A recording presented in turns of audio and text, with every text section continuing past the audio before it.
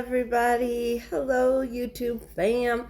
So, welcome to another episode of Death Stories Living Truth, where we watch near death experiencers tell their story and we learn what we can about living and we learn what we can about dying. This episode is brought to you by at Jeff Mara podcast. I'll make sure to leave the info in the description. So if you'd like to watch more videos from him, you can find him. Either way, this woman that is telling her story was shot 7 times. That's all I know so far. Let's get into it. And now, from beyond our dimension, this is the Jeff Mara podcast. Here's Jeff. My guest is Olivia, who had a near-death experience due to being shot, which we're going to learn about and more. Olivia, thank you for joining us and welcome. Thank you for having me. I'm happy to be here.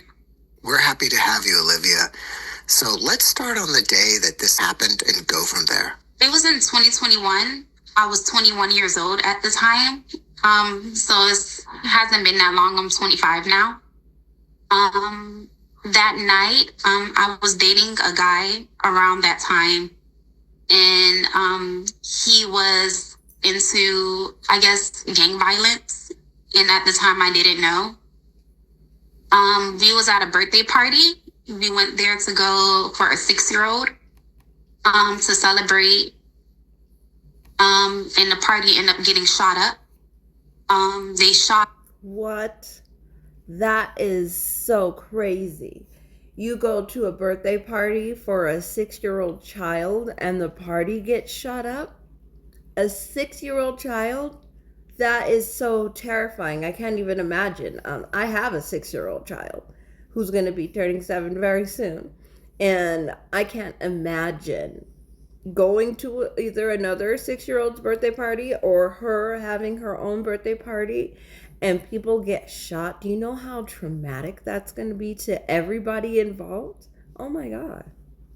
Multiple people. I got shot 7 times. They murdered a 6-year-old girl, and the guy I was dating, he got shot as well. If I can go back, I just remember pulling up to the party and just sitting in my car. I didn't even get out the car. So, I can't remember every detail because the first thing I remember once the shooting started, the first shot was to my face and it hit me. Oh, wait a minute. Is she saying she didn't even get out the car? She just got to the party, didn't even get out the car yet, and she's shot in the face. I mean, my gosh. Like kind of like right here, and it split my whole face open, so my eyes were out of place. I lost most of the stuff is, like the bones was crushed. It was just a lot. I got shot in the face, I got shot in the abdomen, I got shot in my bladder, I got shot in my vaginal wall, I got shot just a couple places. So I was sitting in the car, my boyfriend was sitting next to me, and the shot hit me in my face. At the time, I didn't realize that I got shot. I thought something just flew in my eye, but it just kept burning, and I didn't really understand what was going on until I removed my hand from my face, and I saw like half of my face in my hand.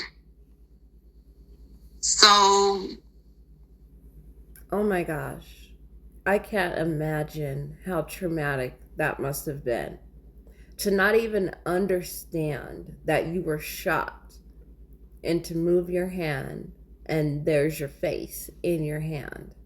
I mean, how do you continue from there?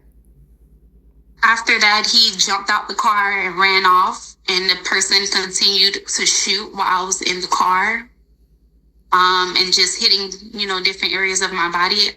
I felt like I was going to die. I laid back. I just remember like complete darkness. And then a memory in my mind, I thought about how I'm going to die. And I didn't leave nothing on the world. I didn't do anything. I didn't have a child. Wow. How crazy is that? To be aware enough to understand that you are going to die. You are being shot. Somebody is trying to kill you. And for your mind to go to, wait a minute, what did I leave for the world? I don't have a child. I didn't leave a legacy. Like, who is going to remember me? For those thoughts to go through your mind when you are actively being murdered is amazing to me. It really makes you think, while we're here, while we're alive. Those are the things that we need to be focused on. Not how much money we have, not how big of a house we can have, not what kind of car we drive, or this person drives or that person drives. Like she said, what did I leave for the world? That's amazing. Accomplish anything in my life. I was only 21. Like, I didn't do anything. So I just put my hands up and I started praying. And I was just like I was praying out loud, which if you see the photos of my accident, you would think like, how could this girl see? How could she talk? How could she even breathe? Because it just looked like insane. So I started praying out loud and I started asking God. I said, please, like, just save my life. And then I remember like a white cloud over me. And it was just everywhere. And the shots was still coming. And around that time, I couldn't feel anything. After I saw the white thing kind of covering me while I was in the car. I didn't die yet. I was up the whole entire time. So the white light covered me and I started to not feel pain. And then fire rescue came. They took me to the hospital and then everything just went black. Wow. So she started praying, but she was not ready to go yet. And she's asking God to help her, that she's not ready to go yet. Then she's surrounded by a white light. That's amazing. And now she doesn't feel her body being shot anymore. I mean, wow. Just black. So, when I got to the hospital, I can't even say the order did everything happen because everything just kind of like rambled in my mind from when I got to the hospital because I know I woke up days later. Probably 3 days later, that's when I finally woke up. The doctors did tell me that I did die. They had to resuscitate me and things like that. But in the moments before I woke up, I remember being in a field. I was in a field and it was a place where there was no time. Time didn't exist. It was the past, present, and future all in one place. And I can see all my loved ones, all my friends, everyone that was there that I ever met in my life, even if it was just for a second. It's just like a lot of people were there. And the one memory I can remember the most was my brother. My younger brother, he doesn't have children, but he was older, he was slimmer, he was holding a baby. And while I was in the field, somebody was guiding me through it. And I can just see all the memories that happened in my life, but I couldn't interact with anyone. So I would just... Wow, I've never heard a life review quite done like this. This is really interesting. Let's see. See a certain memory and I kind of like approach it and I'll be back in the memory, but I'm just watching it as it happens. And I remember just wanting to talk so bad because I wanted them to hear me so bad and I wanted to interact with them and I wanted to talk, but I couldn't as much as I tried. And I was just wandering around there for a while, just looking through all the memories of my life and how my siblings would grow up and how my brother had a wife and he had a child and my sister, like things that didn't happen yet, I was seeing. And then I remember... Oh, wait a minute. See, I did not understand that. I thought she was seeing a brother who had passed. She's seeing a brother who's still alive. And she's seeing the future. Because at the present time, he doesn't have a child. But in this vision that she's getting, or vision, or whatever it is that she's seeing, she sees her brother with a child. That's amazing. You know, after that, another thing happened when I remember laying in my hospital bed. So around that time, it was COVID, so I couldn't have any visitors, no friends, no family, nobody can come see me. And I was just laying there. And it was something like laying next to me. And I knew it wasn't something real because I knew that it was COVID and nobody can be there. So I know somebody couldn't have been laying next to me, but I kind of felt someone. And around that time, I just laid there because I just didn't want to be alone in the hospital. And I remember looking up at the roof and the ceiling of my hospital bed. And I just saw like lights, like beams going on the roof of the hospital room, just moving around. And I can feel, and the first thought I had is that I wanted to go, I guess, be with the lights and be with them, because I don't understand why I felt that way. And the figure or the being that was next to me in my bed, well, let me go back. I kept trying to leave my body. I felt myself leaving my body. I felt myself lifting up, like floating on top of my body. Wait a minute, that is so cool. So she's feeling herself, her spirit, her energy, her essence, I guess, leave her body. So her spirit is wanting to disconnect and go on and expand and experience what spirits experience. But she's not quite ready to let go. So she's also holding on to this physical world, this physical life at the same time. That is so interesting. And the being that was next to me, it grabbed me by my arm and it put me back in my body. And it happened 3 times. The first time it pulled me back in my body the first time. I tried to do it again. It pulled me by my arm again, back in my body. And then afterwards, it just jumped on top of me. And it started, it's so weird to say because it just jumped on me and then it started to lick my face. And around that time. Wow, that kind of sounds like an animal, like a dog or something like that. Maybe this could possibly be one of her spirit guides. Maybe it is an animal. Maybe she lost an animal in her past. She might not even remember. And this animal is like, no, sweetheart, don't leave yet. You're not supposed to leave this physical realm. You need to stay here. Stop trying to escape your body. Stay here. I just have this really bad phobia. Not phobia, but I hate when people lick me, like lick my face, dogs, animal, people. Like, I just hated that. So when it jumped on top of me and started licking me, I sat up in my hospital bed and I realized that I couldn't breathe because I had, I don't remember what it was called, but I had the tube.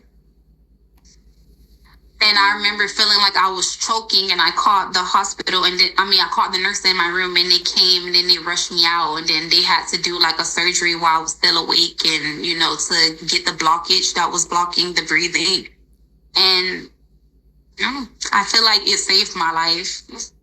When you were on the other side, walking through the field and you saw other people, were they all dead people or were some of them still here alive?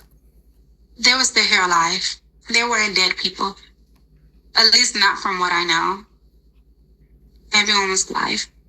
Do you think you weren't able to talk to them because you were scheduled or you were coming back? No. I don't think that's why I wasn't able to talk with them. I wasn't sure. Honestly, around the time, I didn't know what was happening. I didn't know that I died. I didn't know I was in the afterlife. I didn't know those things until I woke up. Some people believe that a part of us is always on the other side and a part of us is here. After looking back at that, do you think that's what was going on? No. In my belief, I think that kind of actually agree with the first statement. I think that I probably was coming back because it felt like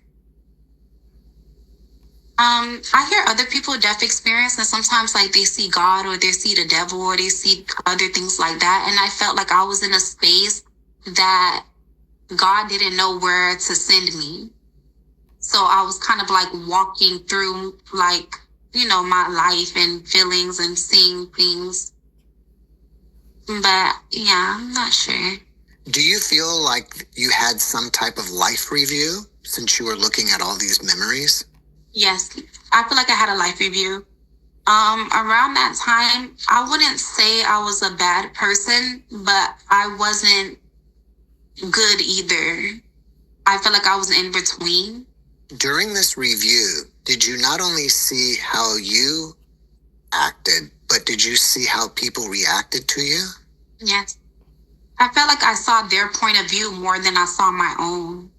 Like, Now, that's what's so fascinating to me about a life review. You get to feel how you made another person feel, and you get to understand their feelings toward you. I mean, that there's no better way to understand emotions, words, and feelings than to be able to actually feel how you made another person feel. Like when they say walk a mile in my shoes, you actually get to walk in the other person's shoes and see what it actually felt like. I mean, there's no greater way to learn anything than to actually experience it.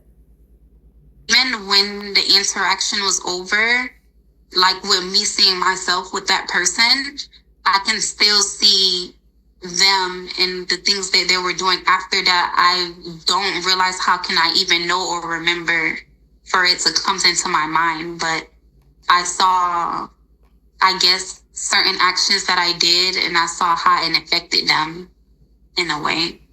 Once you got out of the hospital and you were back to your life, how did you change as a person spiritually? I believe it got me closer to God. I think after that experience, I always believed in God. I have a religious home and stuff like that, but it wasn't something that I was close to, close. I never read the Bible, never, wasn't going to church every Sunday. But after that experience, I feel like it woken up something in me. And it made me realize that life is so much more than what we realize. Have you spoken to any of these people that you saw on the other side and revealed to them their future, like your brother having a child? I told my brother. That's the only one I spoken to, and I told him because it was so surprising. Because it was so surprising. I told him that he was gonna grow up and he was gonna have a daughter and he was gonna lose a lot of weight, and I did tell him that. Has he had the child yet? Nope. I'm just hoping that he does, so I can know that I was right. Did you have any other visions or see anything else happening in the future? I never said this out loud. I haven't even told anyone. But I saw my dad dying from a heart attack, which hasn't happened yet. And it was kind of weird that I seen that because I don't know my dad for having any heart issues around the time that it happened. And then, a couple of years passed and my dad started having issues with his heart. So I hope it doesn't, but I did see that. And once he started having issues with his heart, it made me kind of believe that maybe this is something that is going to happen. Did you tell him about it? Wow. How profound. I mean, I can understand. Excuse me. How do you go up to your father and say, hey, I saw you die from a heart attack. I'm going to need you to make sure you take good care of your heart. I mean, that's such a hard conversation to have. How do you even begin that? But for her to have seen it, that it was definitely for a reason. I don't believe that God or the universe or source, whatever you call him, would give you information if it wasn't meant to help in some way. I don't believe that means that she can stop her dad from having a heart attack and keep him alive. But I think what it means is, look, your dad's going to die from a heart attack. So you need to use this time that you have with him wisely. Make sure you say everything you need to say. Make sure you experience as much as you can. Take as many pictures as possible. Because when he's gone, that's all you have left, is the memories, is the time, is the way that you made each other feel. So since you have a little bit of a heads up, because most people have no idea when their loved ones are going to leave. So since you have a heads up, and you kind of know this is going to happen sooner than later, let me see what I can do to enrich the time that we have together. So when he does pass, we have all these memories to hold on to. No. I wonder if it's like a warning, like maybe if you tell him, he would, do something to prevent it. Yeah. Sometimes I think like words are powerful when you say it out loud. Sometimes it actually happen, but I said it out loud, so now I have to tell him. I was wondering if we should edit this out in case he does see it, and then that freaks him out, But I think I'm gonna tell him. I never had a chance to really speak about what happened, I guess. They don't even know this story. Okay. Well, except for my brother. Who do you think? Yeah, I bet this happens so often. I bet there are so many people who've experienced a near-death experience and they don't have a safe place to tell their story because they're afraid somebody might think they're lying. And I think a lot of it is them. They're afraid that they made it up. They're afraid that what they saw wasn't real and that it didn't happen. Even though usually when people go through a near-death experience, it feels more real than this life here in the 3D world. So I wonder how many people are holding their stories just to themselves because of fear. The being was that was lying next to you and pushed you back in your body? I think it was an angel. Angel? Mm-hmm. It was like a dark figure of a man. Well, it just felt like a dark figure of a man. It didn't have eyes. It didn't have nose. It didn't look like a person. It just looked like a shadow, but a 3D version of a shadow. And I felt like it was an angel. And the only reason I would say that is because it saved my life. And I don't have any family members that I feel like that are close that has passed away that, I don't know, that would do something like that. So I always felt it was an angel. Right before that happened, you saw some swirling colors above you, right? Mm-hmm. And you said them. Do you feel like it was a few angels also swirling around above you? I felt like they were not angels, but us, like in the afterlife. It wasn't necessarily colors, but it was like lights just moving. I like to describe it maybe like a, the thing that be in the North Pole, like a aurora. Mm-hmm. Something like that, just like beams of like white light just floating like around. And it was like multiple in different directions, like in different places. Did you see anybody dead on the other side, or was it only the living? I didn't see anyone that I can say I know that passed away that I see, Since you've been back, have you noticed that you have any new abilities that could be considered psychic? Yes. It's kind of hard to explain. I think I see them everywhere now. Sorry, The guys. shadow being. The thing that be in the North Pole, like a aurora. Mm-hmm. Something like that, just like beams of like white light just floating like around. And it was like multiple in different directions, like in different places. Did you see anybody dead on the other side, or was it only the living? I didn't see anyone that I can say I know that passed away that I see, Since you've been back, have you noticed that you have any new abilities that could be considered psychic? Yes. It's kind of hard to explain. I think I see them everywhere now. The shadow being that I describe that I see as an angel, I see them everywhere now. Just like spontaneously, they're just there and just watching. And I start to see them like everywhere. Do you communicate with them at all? No. But I feel like I can feel I can feel maybe if they have good intentions or bad intentions. Like I can feel like just like this negativity sometimes. Sometimes I feel like this positivity when they're around.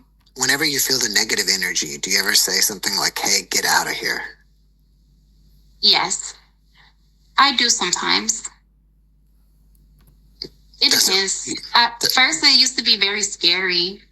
So I never used to really say anything at all. I used to think that maybe it was something wrong with me. I even got my eyes checked and everything.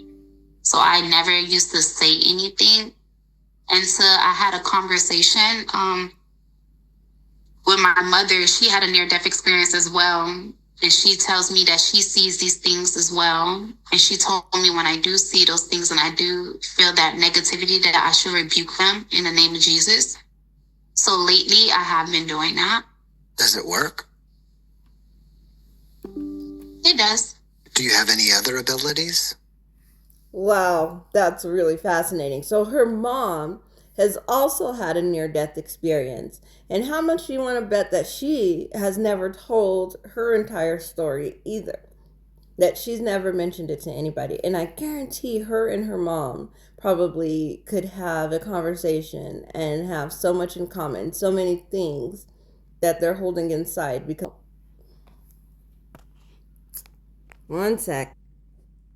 I think I just see things. When you were on the other side, did you have any overwhelming feeling of love or anything like that? I did. It felt not love, but it felt, maybe I could describe it as love. I never knew how to describe love because I never had love in my life. So I never knew how that felt. But it felt peaceful. I didn't have any worries. I wasn't scared. I wasn't worried. I just felt just this feeling of just being at ease. Since you've been back, do you ever find yourself just feeling like you love everybody? No. I wouldn't say, maybe a strong sense of empathy. Now that you've been on the other side and come back, do you fear death? No.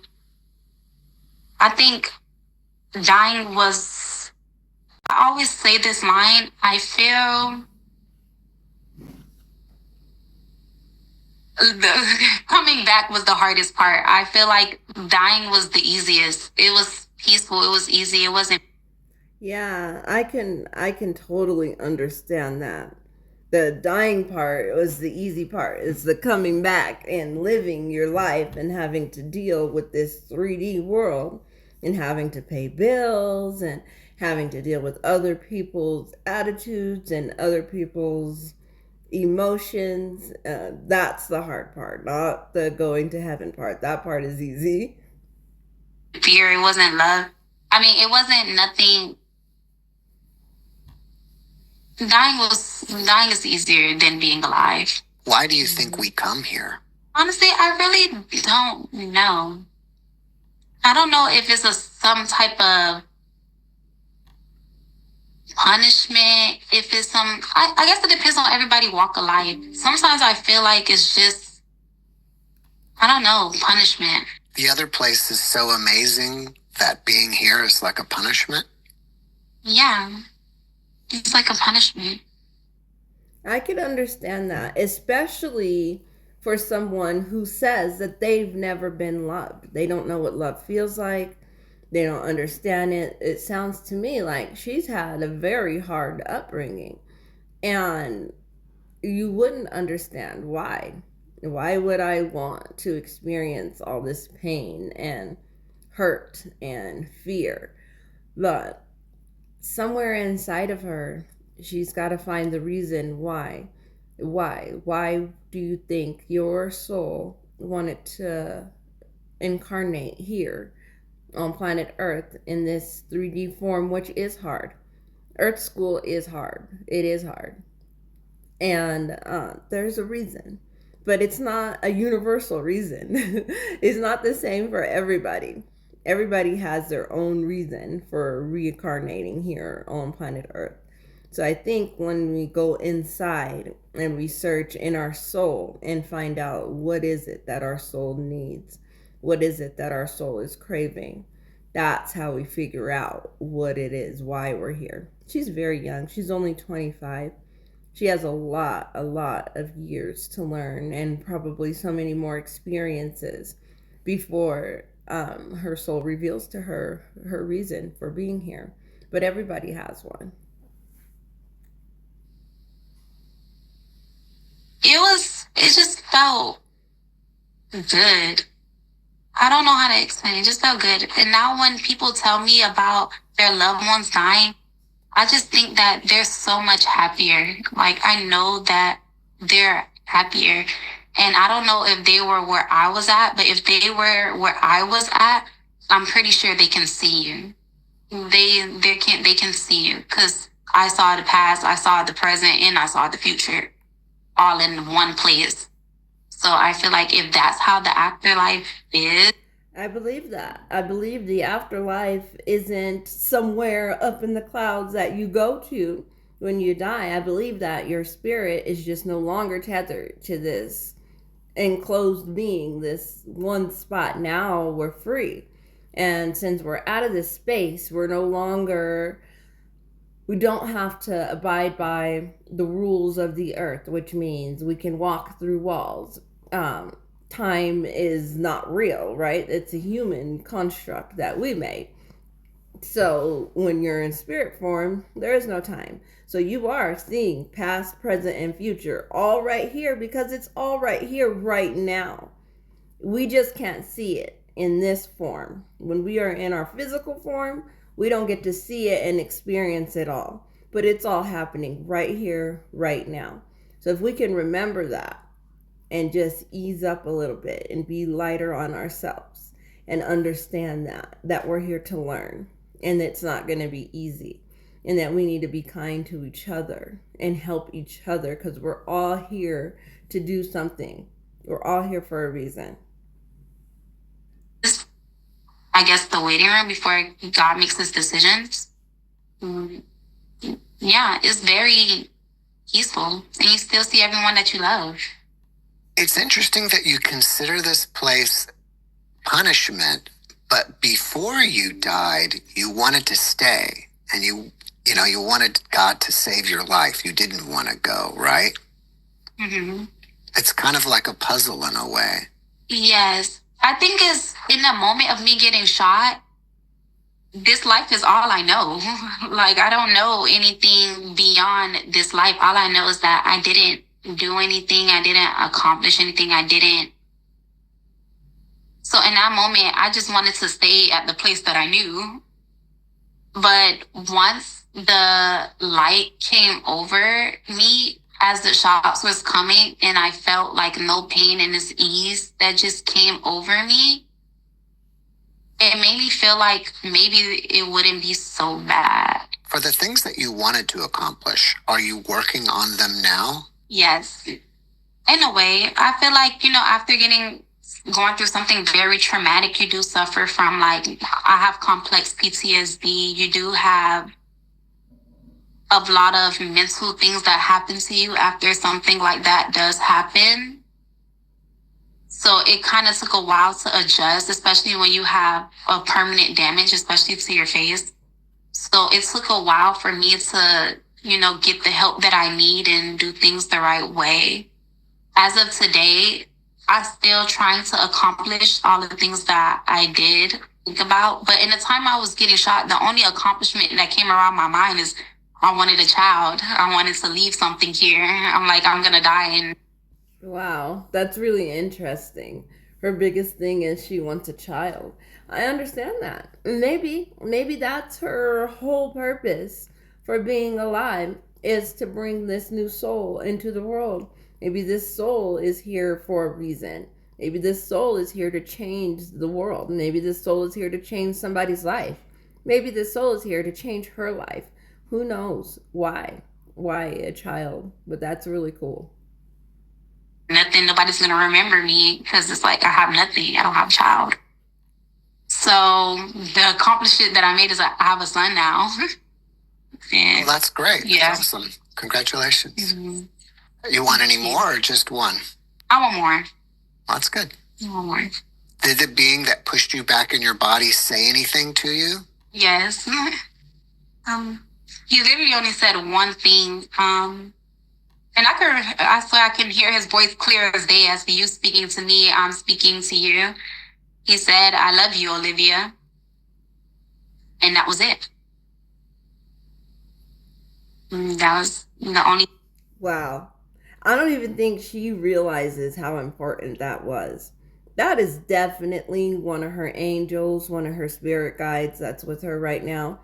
And for that guide to tell her, "I love you, Olivia," after she just said, "I've never felt love." I don't know if that's what I was feeling because I don't know what that is. She did not see that she is being loved. She has always been loved. This guide has always been with her. And this guide has always loved her. And she's protected and she's loved. And this guide just wants her to feel that in her soul. And I don't think she's connected the two yet. Think you said, which kind of caught me by surprise because nobody that I know on my daily life uses my real name to speak to me.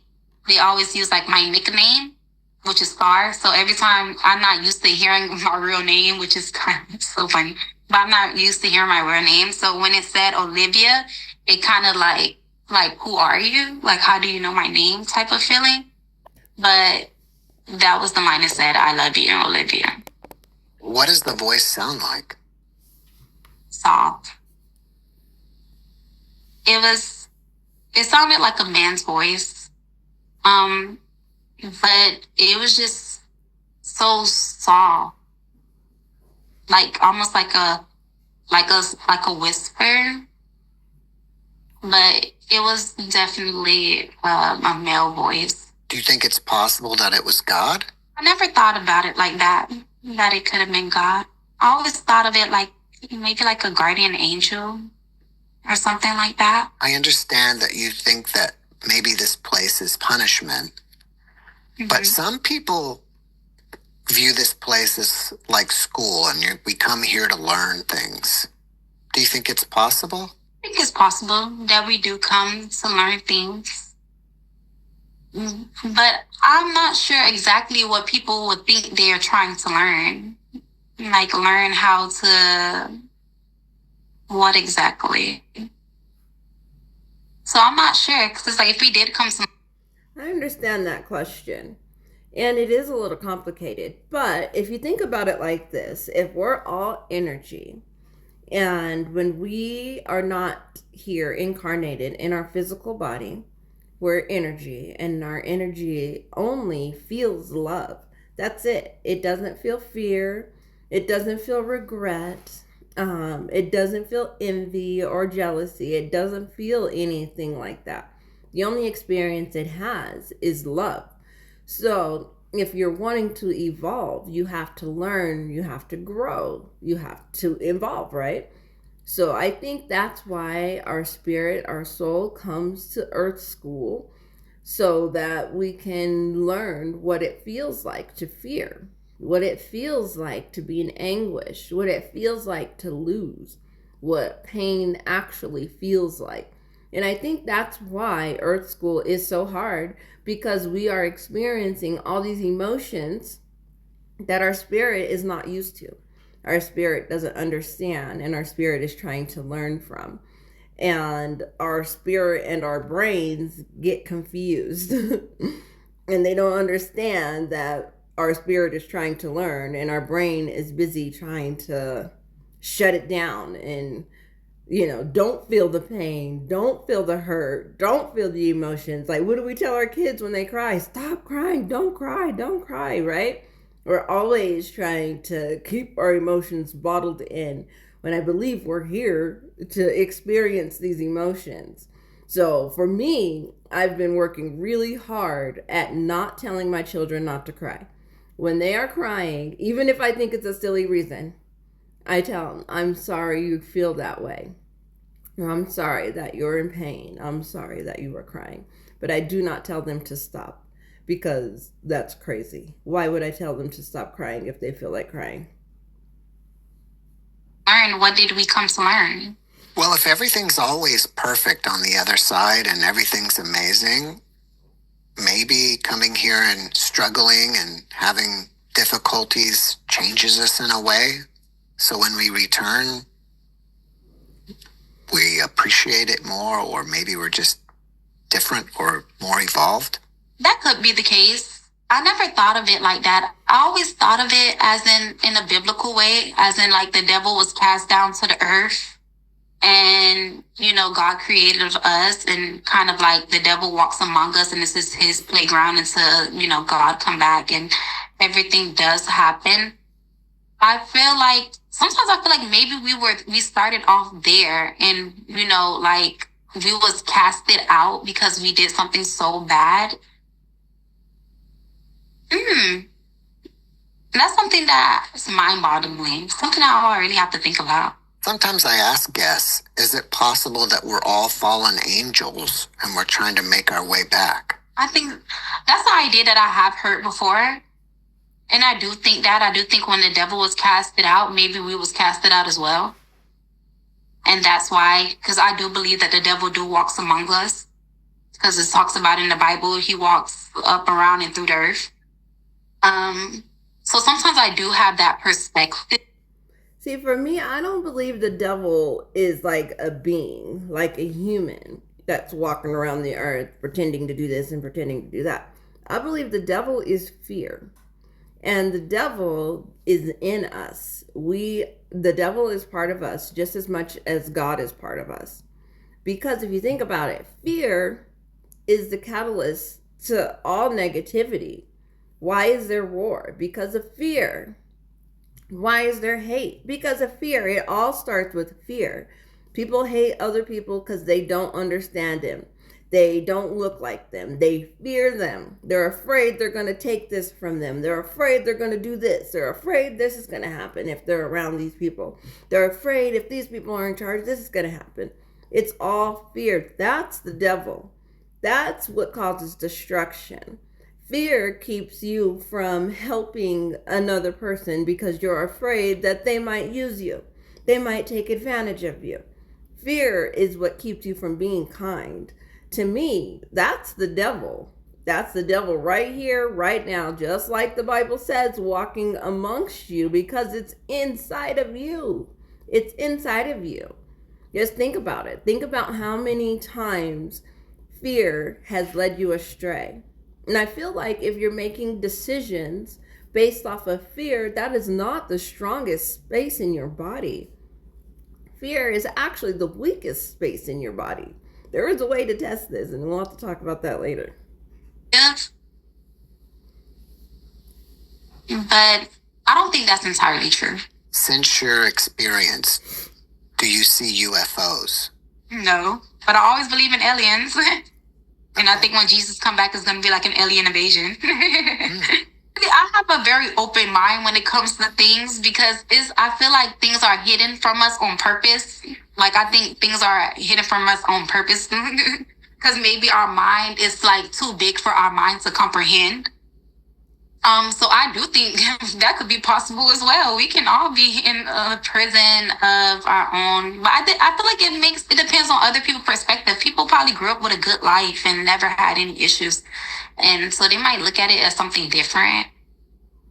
But I do think that this is some type of punishment being here. I do think that. And I do think that we do learn things. I feel like we kind of have that same experience that God has when, like, having children and loving our children and wanting the best for them.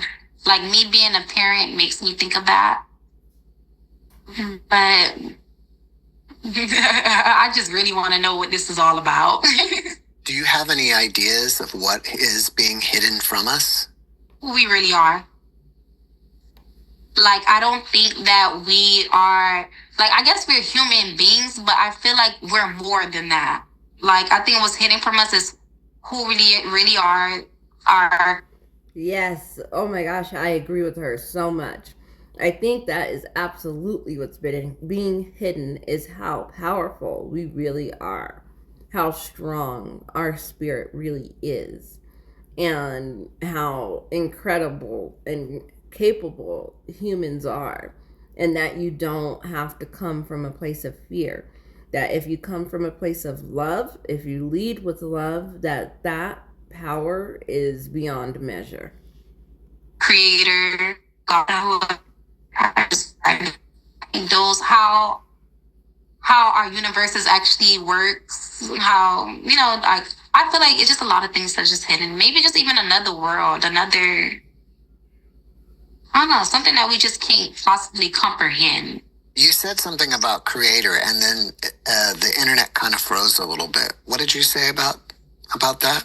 No, like, those are the things that's being hidden from us. Like, who our creator is, what does he actually look like, who we are. Like, I don't think that we're just like, flesh and just year and die. I think that is more, I think we're energy. Like, it's just, I don't know, just energy.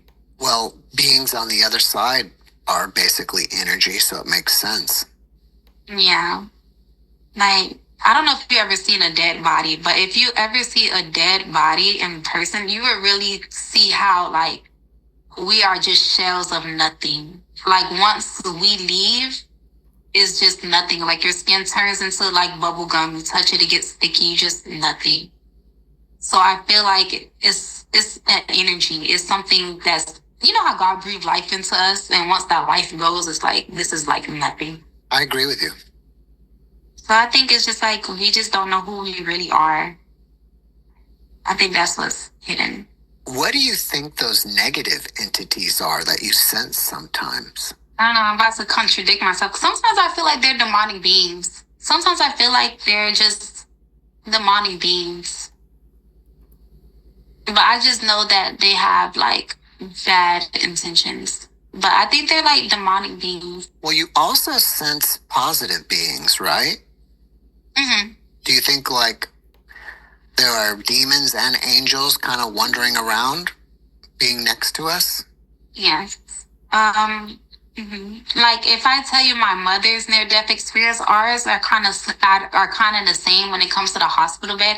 I feel like they're always there, but when we go through, like, about to cross over, we get to see them. Now we kind of see them. So, yeah, I think they're just there.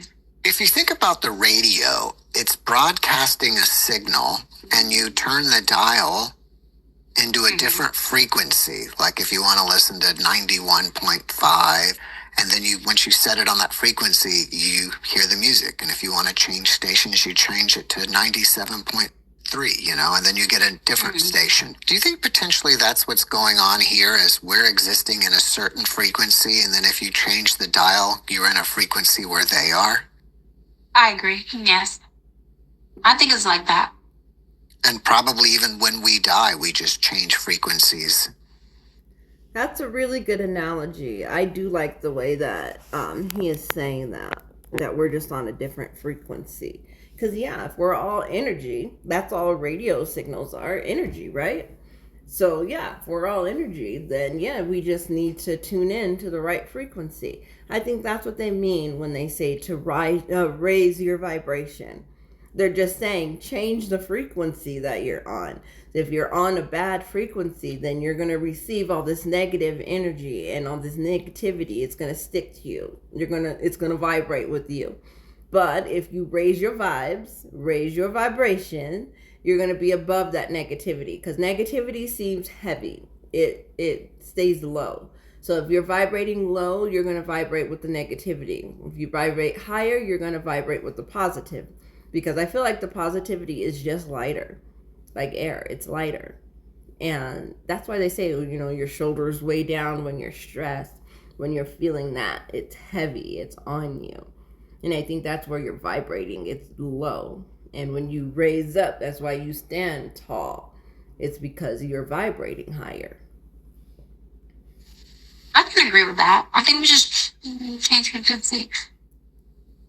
Yeah, especially being in that field and seeing the things that I've seen, I can really I think I can agree more, because it's like we're in the same place, but the frequency was kind of different. Like even the colors, like everything, it wasn't as bright as it is like outside. It was just very dull. So I think the frequency is different. Many of my guests say that it's more real on the other side compared to here. Was that true for you? What you mean as in more real? As in like you can hear, you can feel, you can touch? Good question. Maybe the things that you see appear to be clearer, sharper images, more colors. Maybe when people hear things. No. I don't think the image was sharper. I think the colors was more dull. I live in Miami, but I think the colors is more dull than it was on the other side. I mean, I feel like you can hear. That's really interesting because, usually that's what I hear too, that it's more alive. The colors are different, they're brighter. There's colors that they've never seen before that they can't even describe. So it makes me wonder, where was she? Maybe she wasn't in the same spot that most people are, because that's another thing that's different about her near-death experience, is that she was seeing people who were still living in this field walking around. She was seeing people who were not passed. And in a lot of the near-death experience stories, they see people who have passed, and that's who they're talking to, and that's who they're visiting, and that's who's guiding them around. So her story is very different. I love it. It's so interesting. And you can feel the wind touching, because I felt the wind touching my skin. Like I felt like things, but I think it's clearer on this side than it is on the other side. Or at least where I was at. Do you have an idea of where that field is here? No, it was nothing like I ever seen in my life. It was just like non-ending. Like it just never ended. And then in the middle, it was just like a big tree. Like I never seen a tree that big in my life, but it was kind of like that. It was like a big tree, kind of like in the middle, and then it's just like. I wonder if she was seeing the tree of life. I've heard of it. I don't know much about it. I don't know anything about the tree of life. I just know that there's a tree that they call the tree of life. I'm not exactly sure what that means, what the imagery is, what the message is behind a tree of life, but that's really interesting. A field, and then you just see like loved ones, and then when you kind of approach that loved one, it takes you to the memory, like a memory with that person. Or if you get closer to that loved one, you kind of like, it kind of changes, and now you're in a room and you're sitting and you watching yourself having a conversation, or you see your brother with his family, you seeing certain things once you approach it. But it's just a field of just non-ending, and just people just wandering until you get kind of close to them, and then it just changes. I don't know if I explained that clearly. It just changes. But that's how that felt. Was there anything else special about that tree? Being very big. I think the only thing I can say is that I wasn't able to get close to it. Like nobody was close to it. It was just something that I saw from afar. So it wasn't something but it was big enough that but I couldn't get close to it. And it actually reminds me of something. I remember, it was this one memory that I saw and I wanted to see so bad. And when I was in the field, I remember hearing a voice saying, "Not yet." That it was something that I wasn't able to see. And yeah. And that was, yeah. I assume that once you came back, life was very difficult for you, having to go through surgeries and things like that, and especially the PTSD and other things. Do you think that's why you view life as punishment because of all the difficulties you've had since you've been back? Or would you even make that statement before having the experience that this was punishment? When I think of punishment, I think about like life in general, just the things that everybody goes through, not specifically in my life. But I always felt like it was punishment. Even before this happened to me, I felt like I was just constantly being attacked in every angle of my life. While you were on the other side, you saw the past, the present, and the future, right? Hmm.